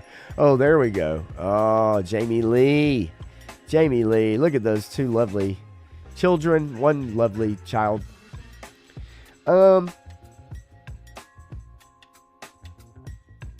money, the second theory mentioned is that the possible link between childhood trauma and coming out as transgender. What do you mean childhood trauma? As in being the child of an actor who spends 11 months away from their kids and you're raised by nannies and you're not told no and you can do anything you want. You never get in trouble at school. You're passed through. You graduate with flying colors even though you don't even go. You have all the things at your disposal, including drugs, sex, when you're 12 years old, going to Hollywood parties with adults like Harvey Weinstein. And, yeah, that could be some trauma, I guess. Maybe. More than the average person, right? Plus, you have celebrities being followed by paparazzi all the time. Maybe there's a divorce. Yeah, lots of stress. I still don't believe that stress makes people decide they're non-binary. Like, these celebrity parents, these are the people who are deciding for their children. And the circles they run in. Because the circles they run in, obviously, it's purse puppies. They flaunt them like purse puppies. That's what it is. You get clout for having a child who is non-binary or coming out as trans when they're 11 or 3, I guess. You get clout for that. That's you can stay in the news longer. You get headlines for that. And in Hollywood, you can maybe gain another movie role. Maybe you can go for one more role that's not the mom, instead the leading actress. Instead of the grandma, maybe you're the mom. Right? Again, I bring this up, and Joe Finn says, in my opinion, it's a form of getting attention. It's a way for their kids to stand out in the media. Nepo. And yes, 100% War Chest. It is all about attention. It's all about staying in the media, staying relevant, staying in the limelight as long as you can. That is literally and no, Lunchbox, that is a false claim. Actually, that is not correct. But it's been widely spread, but not. That's actually not true. I remember hearing that a while back. It's marketable and it sells, absolutely, to certain people. But as you're finding in Hollywood, those people are falling off by droves because people are being turned off by this stuff. They're being turned off by celebrities on soapboxes. They're being turned off by things that aren't what they're into. That doesn't mean people are hateful. It doesn't mean people they don't treat people nice. It just means they don't agree with it. They're not into it. And guess what? They ain't going to be into it. They never will be into it. You are attracted to who you are attracted to, and that is just the way it is. Man, I'll tell you what, Bobby Ward, I ain't going to lie. Man, if back in like 2000, 2001, I'd have gone to one of them Diddy parties. Johnny Radio says, let's see, I remember hearing that rumor so many years ago. Yeah. No, that was, I remember that too, but it's actually not. And Turk Murphy says, I'm back, had to feed my baby raccoon. Hell yeah. Well, hell, hey, been listening, man, appreciate it, brother, always. And so, I'm not going to get into this chart about, states banning transgender youth in school, sports, and all that. That's a story for another day. But I just find it, fascinating that it's just, you see time and time again, you have these, celebrity couples. You have children as young as age 3, folks. As young as age 3. And if my son had come to me at age 3 and said, Dad, I'm a girl, do you think that all of a sudden I would have jumped out and started buying girls' clothing for him and then started telling him he was a girl for the next 10 years? A 3-year-old has no fucking clue what they're talking about. They can't even shit without shitting their pants. Like, let's not try to act like kids know what they are. What they're doing. Like, it's so absurd. I don't even have to say it out loud. And yes, they would have oiled me up. That's for sure, Johnny. They would have had their way with me. I don't know. At that time, I was doing enough booger sugar. I might have let them. I don't know, man. I didn't know up from down back then. Well, it was a little earlier than that. I guess it would have been more like 96, not 2000. I'm just fucking around. Or am I? I don't know. Anyway, you know what? I'm gonna save that story for Matthew on Tuesday. It's a little bit of a teaser about Bob Iger blaming Disney for Disney's failure. Anyway, all right. So let's get into the best TV moms of all time. What do you say? Want to do that? I kind of do. What would we do, baby, without us? What would we do, baby, without us? And there ain't no nothing we can't love each other through. What would we do, baby? All right. I'm going to try to get through this website without all the fucking ads, but it wouldn't let me save it to my archive site for some reason. Because this article's old as shit. And then it's been resurfaced a million times. Lunchbox says, what the hell? Balls hadn't even dropped yet. Because I can't sing that high, baby. Bobby Wall, there used to be a time when these people would be a sideshow attracting like the half man, half woman. You can't say that no more, Bobby. Bearded woman? That's an affront to all women out there. Lord, people are using Tinder every day to get their freak on. So I found this article. There's a few of them out there, but I found this article. 40 best TV mothers, greatest moms ranked. And I kind of want to get y'all's opinion. Number 40 is Roseanne. All I want to do when I wake up in the morning is see your eyes. Rosanna, Rosanna. Roseanne at number 40. Brash, blunt, and controlling. But Roseanne loves her children and wants a better life for them. I want you guys to throw out your best TV moms that you can remember. I thought for Mother's Day, I just pulled this just for fun. Best TV moms. Roseanne. Number 40. Damn. She shouldn't be on Twitter. The Goldbergs. Wendy McClendon Covey. Now, she's pretty good. That chick is funny, especially Reno 911. Reno 911. Wendy McClendon Covey is funny as shit. I don't know enough about the Goldbergs, although that is a funny-ass show. I ain't gonna lie. The ones I've watched, pretty fucking funny. Obviously, per the last article, Rosie O'Donnell. Carol Brady's got to be up there for sure. Mommy Dearest. Yeah, no doubt, right? Tony's Figs is in the house. He says Claire Huxtable. Gotta love Claire. Gotta love Claire. Even if she might have been given some sleepy drinks on the set back in the day. We don't know. We don't know. G.I. Jetman's in the house. Jill Taylor. That's a good one, too. She might be on here. Let's look. All in the Family. Edith Bunker. Yeah, Edith was a manic. Edith reminded me of my next door neighbor across the street. Edith reminded me of my next door neighbor across the street. She shall remain nameless.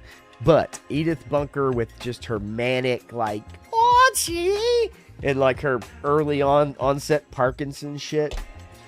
So yeah, Edith Bunker, number 38.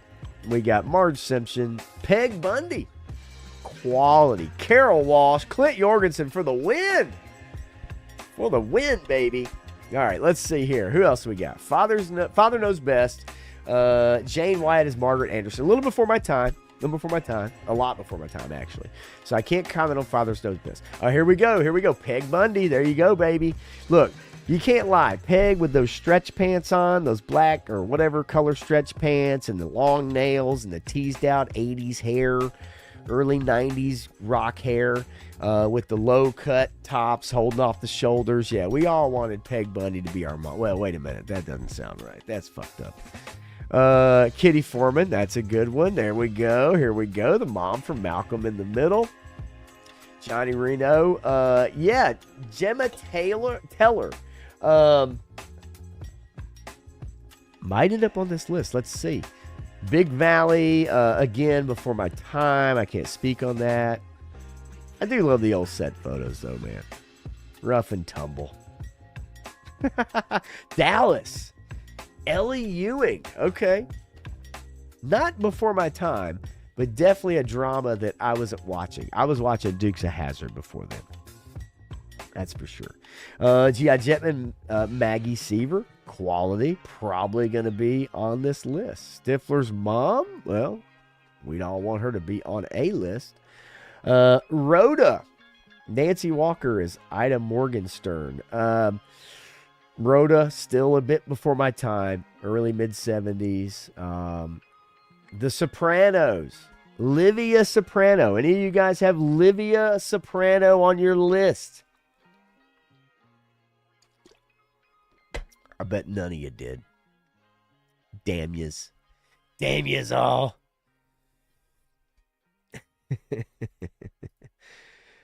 What the hell? There we go. All right. Let's see. Who else do we got on this list? Bewitched? Endora? I don't know if she's one of the best TV moms. Endora was kind of sneaky. She was kind of a shitty mom, really. Right? Kind of a shitty mom. Now, maybe these are the best characters. I didn't read the preamble to this article. But I figured 40 TV moms would give us a good rounded list, right? Yes, Elise Keaton, G.I. Jetman, 100%.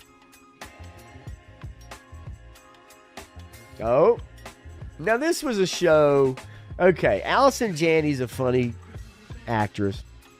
I don't think this was in GOAT category, but that show wasn't bad as far as a new sitcom is concerned. I saw a few episodes.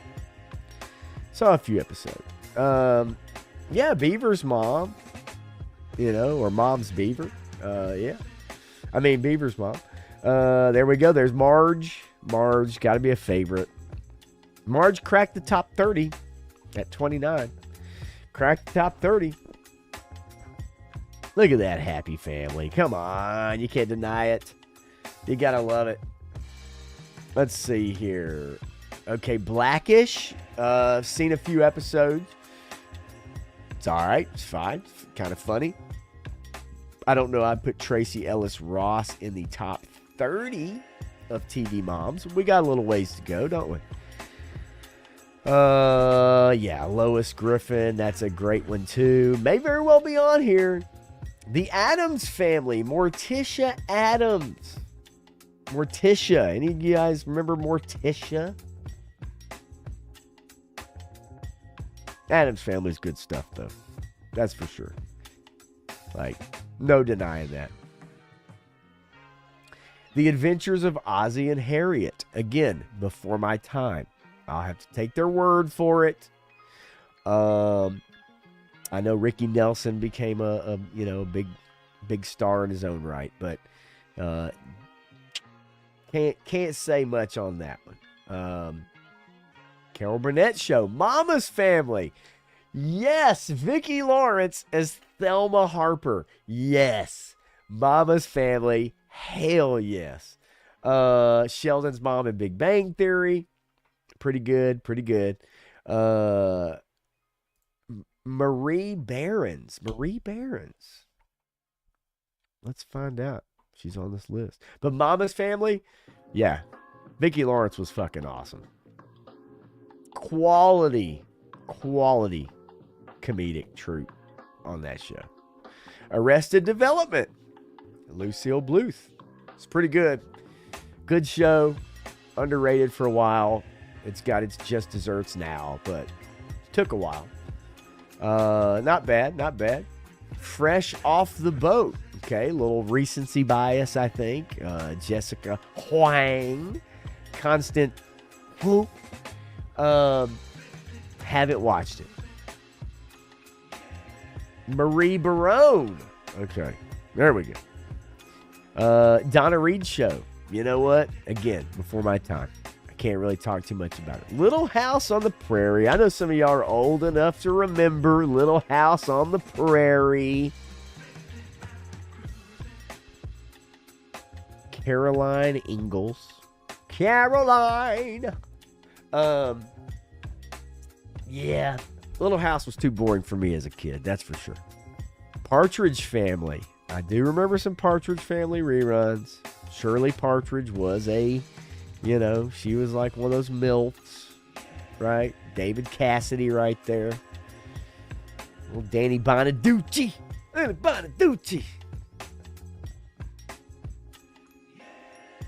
Lucy. Okay, Lucille Ball. Come on. Although, the truly funny stuff, I think, is before they had kids, right? Before they had, was it Little Ricky, right? And those were the funniest episodes. So, I don't know. Lucy as a mom, okay, fine, whatever. Ricky Ricardo was a jam back in the day, though. There she is. Ladies and gentlemen, Meredith Baxter Burney, Elise Keaton. Lovely. What I told you.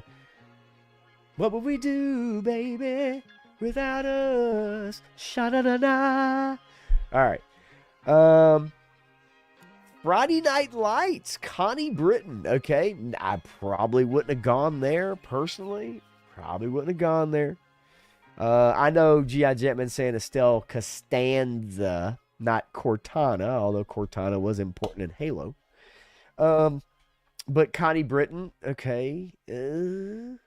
American Horror Story, maybe? The first season?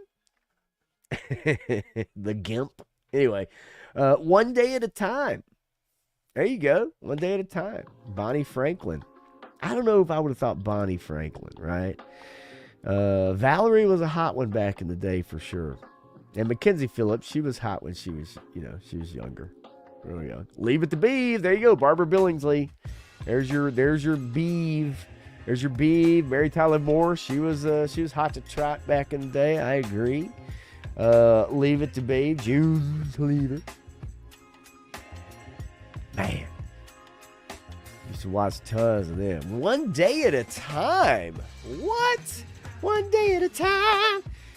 Penelope Alvarez. Okay. I mean, she looks fun there. Has to be like the newer One Day at a Time. It can't be the original.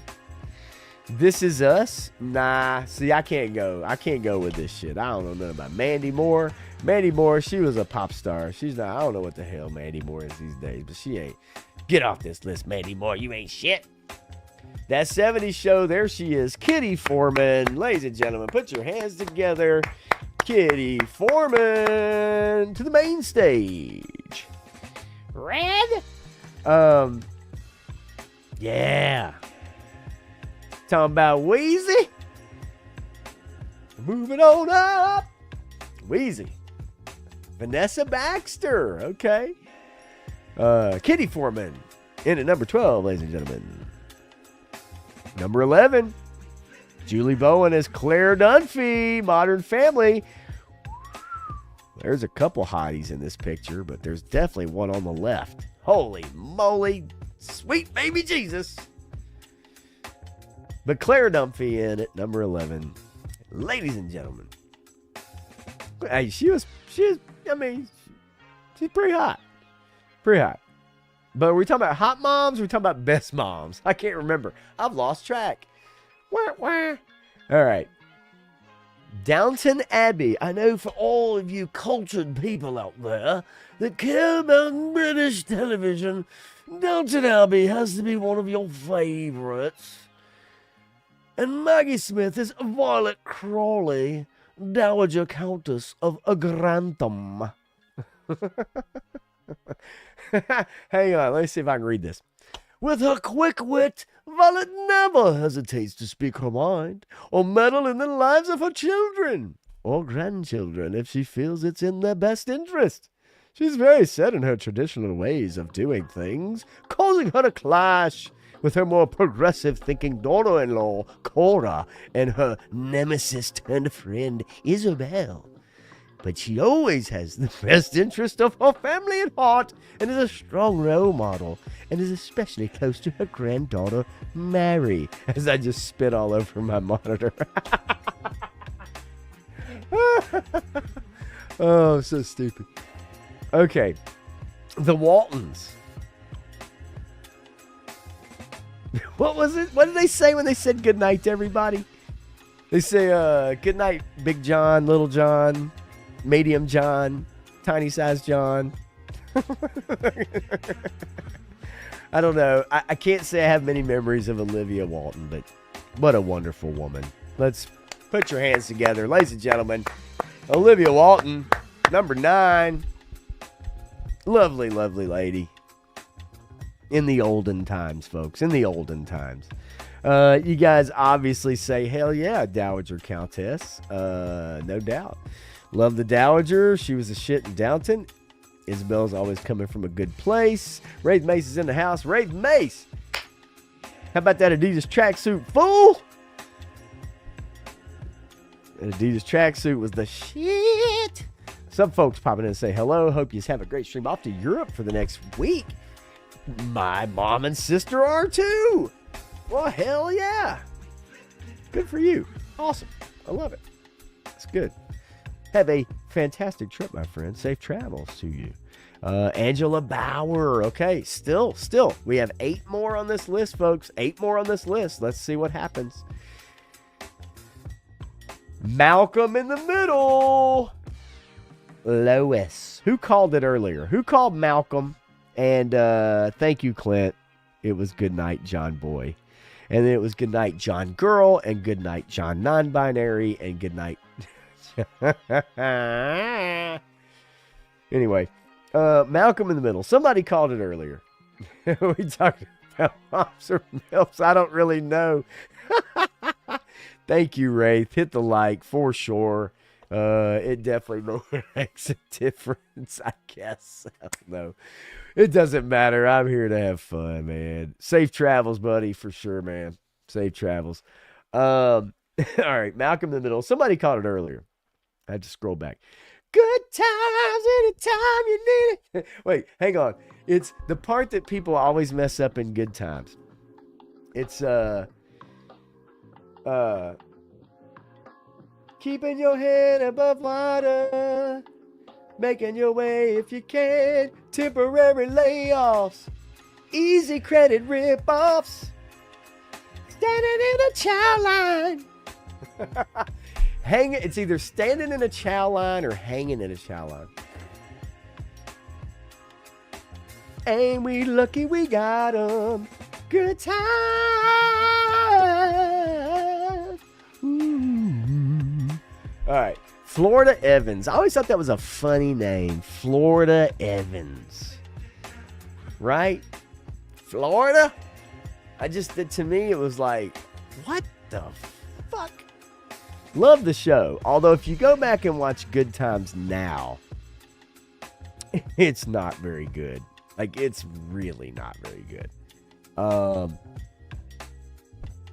Yeah, it's not good at all. There's only like a very few episodes. Not like the Jeffersons. Jeffersons was quality, high bar. Good Times. Love the characters. Not that great. Arnold's Mom. Are you talking about the cartoon? All right, so Florida Evans makes number 7. I can't do that. I'm sorry. James? JJ? Everybody Loves Raymond. There we go. All right, you guys have nailed it. There she is. That was, where are we at? G.I. Jetman banging that drum. Different Strokes, Arnold. Well, that was Mr. Drummond, though. Did Different Strokes have a mom? I thought it was just Mr. Arnold. Maybe I'm wrong. Oh, well, wait. No, not Different Strokes. Wait, not. Let me hang on. Mr. Drummond. All right, anyway. Now, you know Estelle Getty's going to be on this list, Clint, right? Everybody Loves Raymond. And she is fantastic. All right, let's not kid ourselves. And Patricia Heaton, by the way, during that time period. Happy Days, Marion Cunningham. Nobody said Marion Cunningham. Not a single person put in Marion. And her real name was Marion. Fuck, how easy on set was that? Look at this jacket, baby.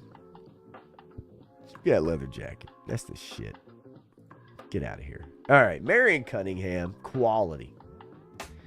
There she is, Estelle Getty as Sophia. Golden Girls at number 4, Sophia, making her way to main stage. Guys, don't forget it's 2 for 1 on all those Golden Girls, except now you can get a 4 for 1 on the Golden Girls at 50% off. It's Sophia for your dancing pleasure. Here she is dancing to Panama by Van Halen. Sophia.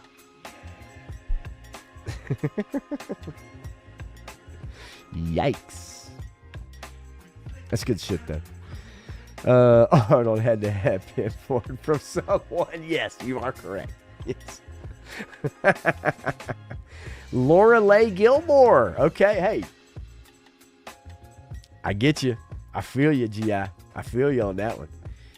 Speaking of which, number 3, G.I. Jetman calls it as if it was pronounced from the heavens. How did you do that? Did you look this article up? Unbelievable. That's fantastic. You nailed it. Nailed it. That's good. Quality. Very quality. Number 2, Claire Huxtable. Come on, give it up to the main stage, guys. Your ebony angel, Claire Huxtable.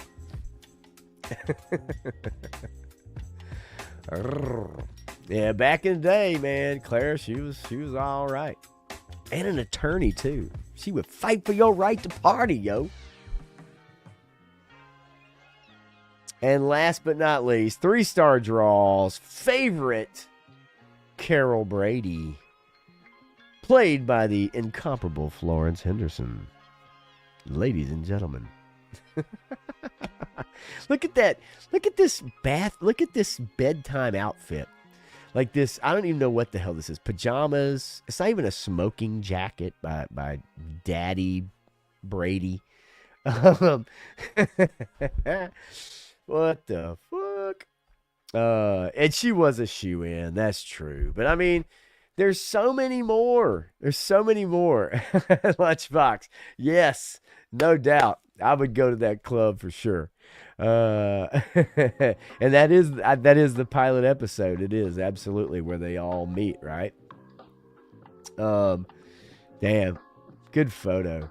G.I. Jetman says to hell with Carol Brady. She can swing on these nuts. That's what G.I. Jetman just said. Do the New Jack swing on these nuts. 3-star says, what did I win? You win a live stream Wednesday night on your channel with me. Yay. Oh my God. That's right. They're on the honeymoon. It's been a long time since I saw the pilot. Lord knows I watched enough episodes. And I mean enough episodes, right? Like we all growing up. If you're in my age bracket, man, like God knows that you know, TV for us, whether it was late night, was like Three's Company and Benson. You know, during the daytime, if you were sick from school, you got to see Flipper, Andy Griffith maybe, and you know, some of the Bewitched, right? Or I Dream of Jeannie, you know, stuff like that. I mean, you know, those were the jams, man. And, you know, actually growing up, a lot of those moms, you know, like, yeah, you were like, all right then, let's go with it. I did want to bring, all right, I'm sorry. We're not done yet. God dang it.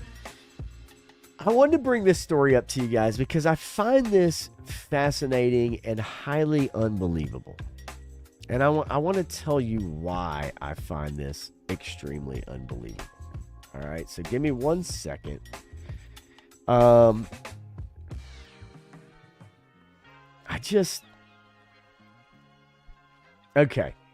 All right, let me get my tabs situated. Okay. All right. Mr. Wonderful's in the house. Sliding in late. Has been binging Yellowstone. Hey, that's cool. Hell yeah. Absolutely. Classified Flipper would be the shit. Would absolutely be the shit. All right, so there's a couple stories I want to bring up, but there's one story I saw that just recently came up, and I'm shocked by this, and that is that Smokey Robinson is being sued by former female employees alleging SA and battery. Okay, assault and battery. Now, as I was reading this story, they're looking for damages of no less than $50 million from, okay, now get a look at this picture, Smokey Robinson. Okay, now, 4 Jane Does filed a suit against Robinson and his wife in LA on Tuesday, all making similar claims that Robinson assaulted them during their employment as housekeepers. It says that the women also said that his wife created a hostile work environment using ethnically pejorative words and language while screaming at her husband. So she wasn't screaming at them. She was yelling at her husband and using evidently racial slurs. And it also said that she did not take proper action to prevent misconduct, despite knowledge that he'd settled cases from previous women alleging similar assaults. So before I get into this, Smokey Robinson has been accused in the past of assaulting women. Okay? Now, the first person says employed from January 2023 to 2024 in February. All right. Said he locked the door, began. Okay, I'm sorry.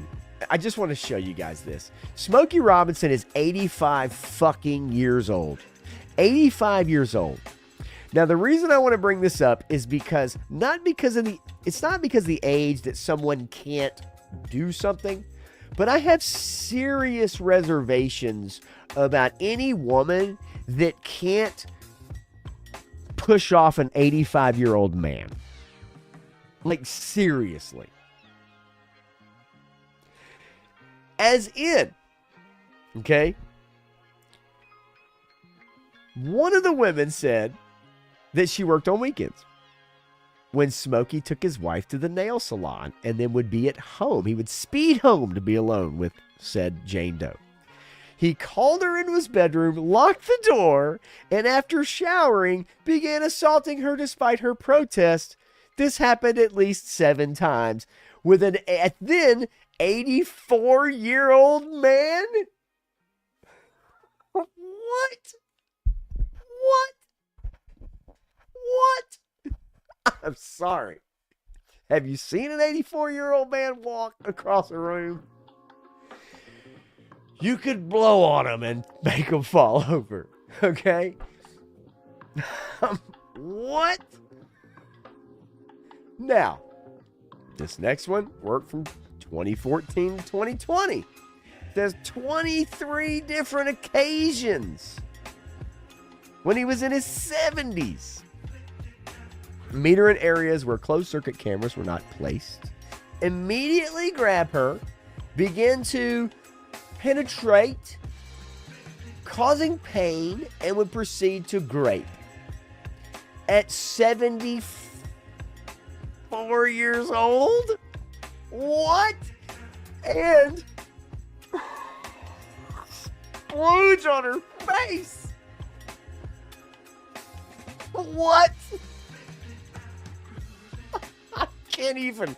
I'm sorry. I can't. I just can't. At like 74.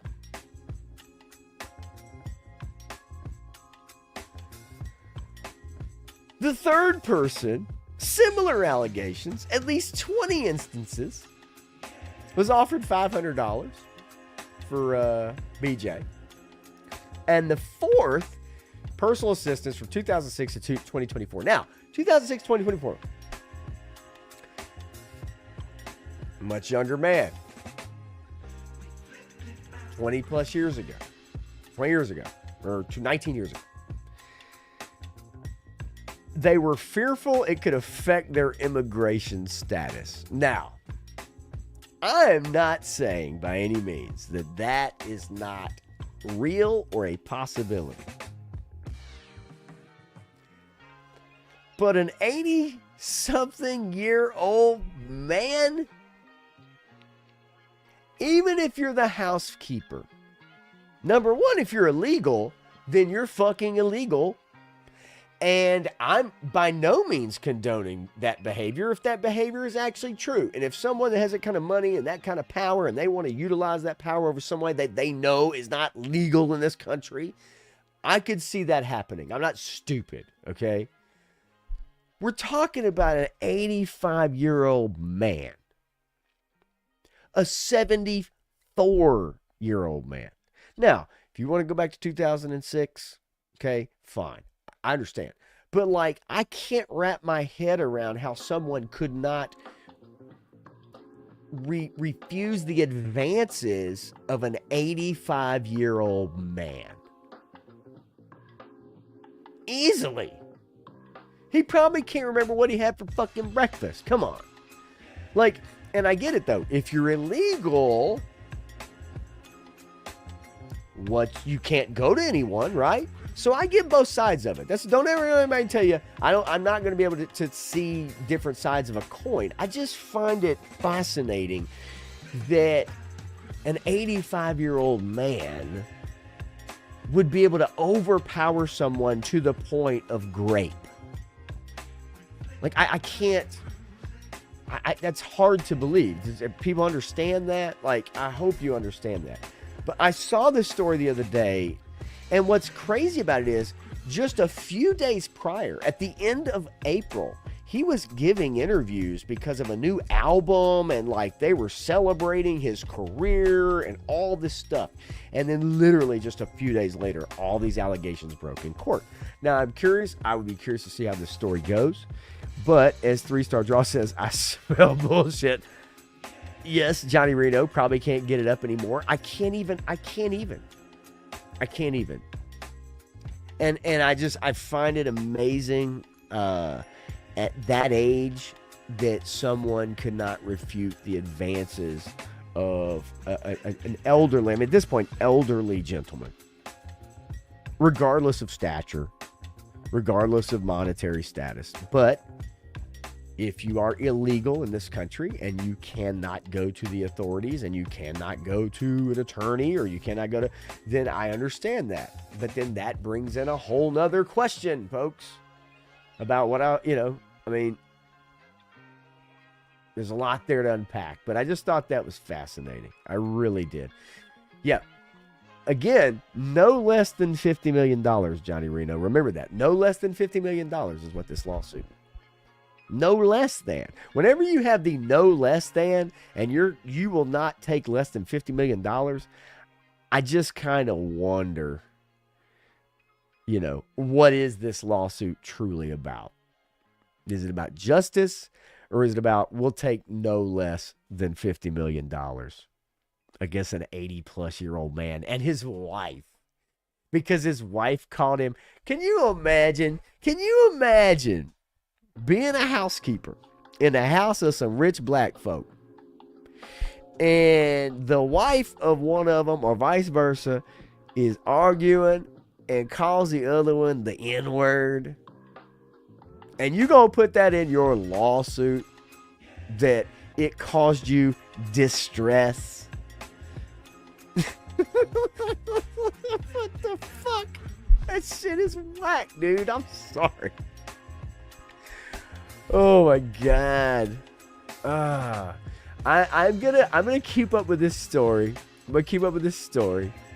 Yeah, it's a joker.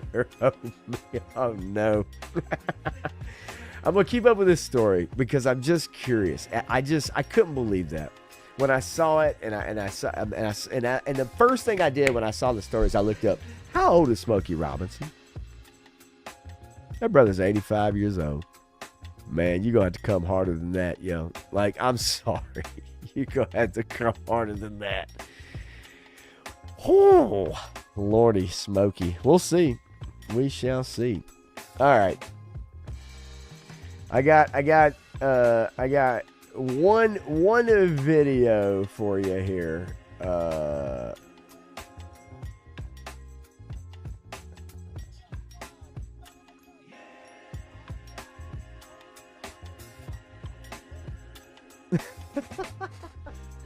You'll let me know if this audio comes through. All right, because this shit is funny as hell. All right.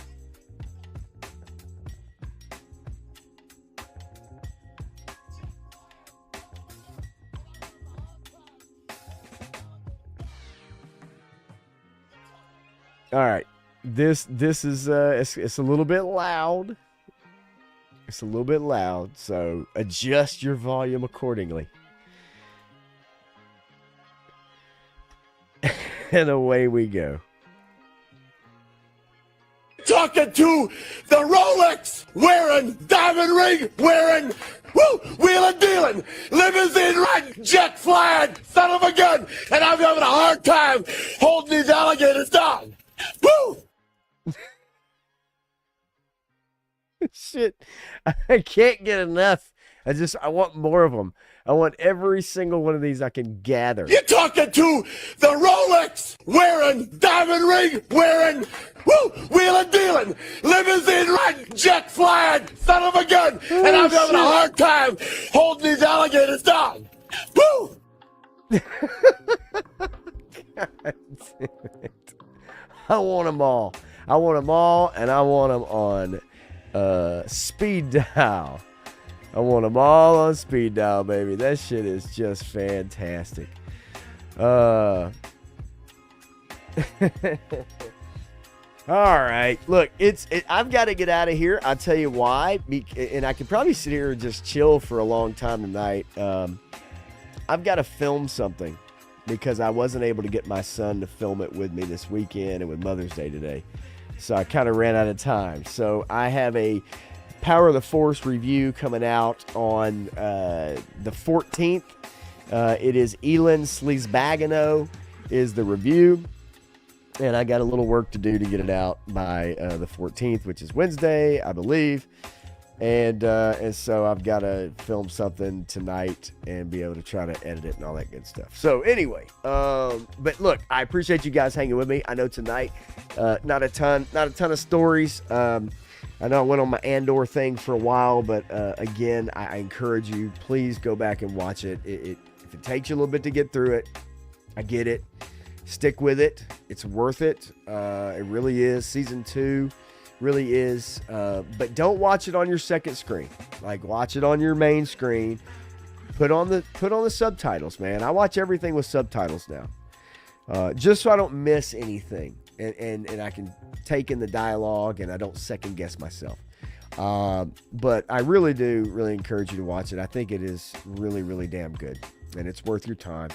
A lot of Disney Star Wars is not worth your time, but I really do believe Andor is, and hopefully that will spur on some more creativity. We'll see.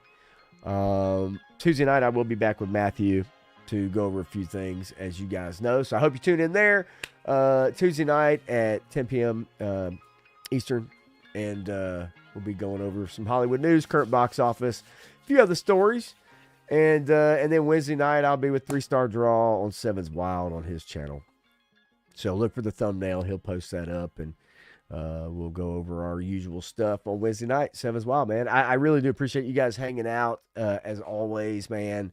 And throw a like on if you can or if you want to. And if you go back and watch the replay or tell a buddy, bring a friend, and throw a comment or something like that. But I do appreciate it, man. You guys are awesome, as always. And thanks for listening to me ramble, man. I'll see y'all on, what do we got? Tuesday night, right? I'll see you guys on Tuesday night. Y'all take it easy. So long, gay boys!